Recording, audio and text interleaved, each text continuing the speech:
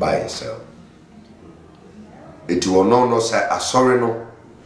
Baby okoye sorry say nipa ni sika ni ho a onko. Property oriented pastors. They see that the people have something, so they will give them what they want and take what they have. Property oriented pastors. Well, no limousine and a Land Cruiser no bedemuntino and would this of what you see on to mean visitation on calling up to check on members or yeshi or no dear.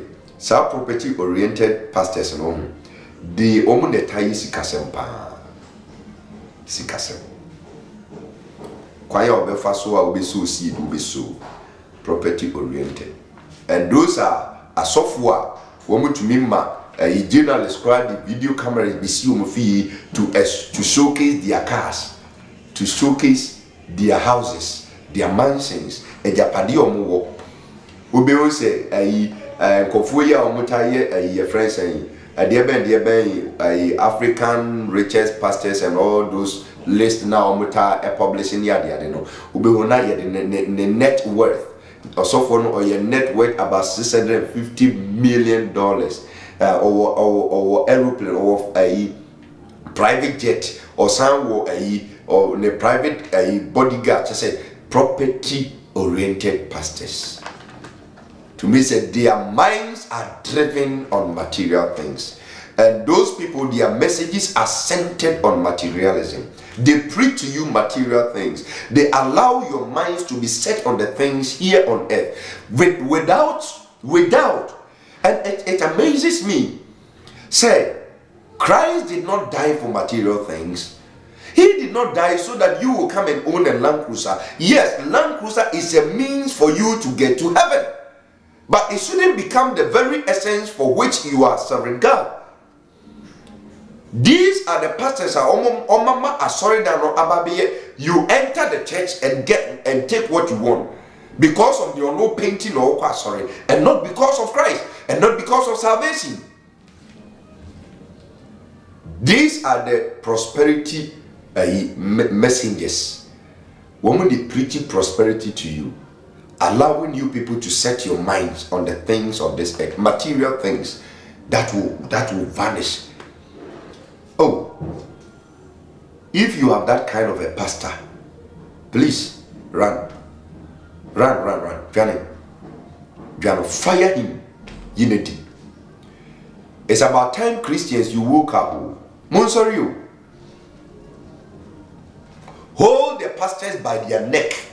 Hold them accountable for the word of God. Now, you don't read it.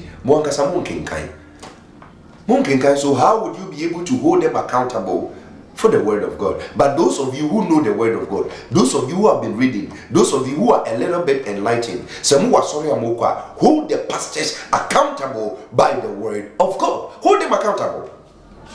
Hold them accountable. Why are you setting our minds on the things that decay, the things that rot, the things where thieves can take away, the things where moths can chew up? Why are you setting our minds on such things? Begin to interrogate them. Begin to question them. Hold them accountable. Seek ye first the kingdom of God and his righteousness, and all other things shall be added unto you. And this man who stands behind the pulpit, this man who stands in the church is introducing you to the world. You are going to go to America. You are going to have a wonderful career. All the time you're going to have you. What about when you die? The message of eschatology, where is it? Where is it? When the Christological centeredness of Christ's gospel is missing, the entire Bible becomes rubbish. I'm telling you. Se Christo na oye your friend saying asafune papem no. Se yini free wa nyaka nyina ye nkwase asem. Bible ni yemura. And this is what those pastors have made you people believe. So the people-oriented pastor, the pulpit-oriented pastor, and the property-oriented pastor, they set your mind on the things of this earth. I don't want to leave behind church buildings. I don't want to be remembered for the kind of mega church I built. I want to be remembered for the morality I impounded in the lives of people.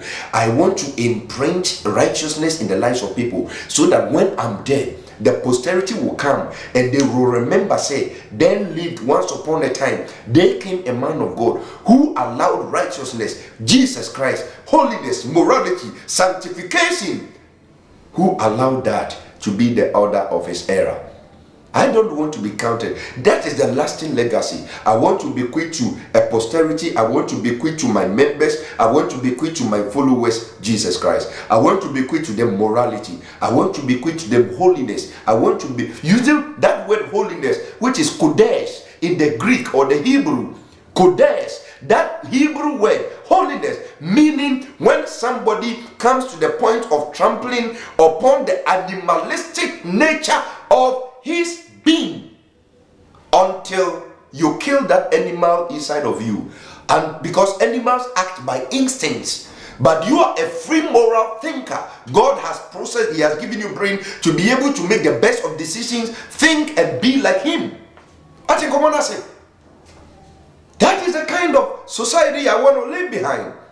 I don't want the posterity to come and judge me because I bequeathed to them a fake Christianity. People died for this faith. People killed themselves. When the prophet Agabus prophesied to the apostle Paul, I was saying this yesterday in a passing by comment. When the prophet Agabus prophesied to apostle Paul that he whose belt I hold, whose cipher I hold, and bound by my hand, he that will be bound or arrested by the authorities in Jerusalem. You know the answer Paul gave? He said that I'm not only ready to be bound, but I'm ready to die for the name of Jesus Christ.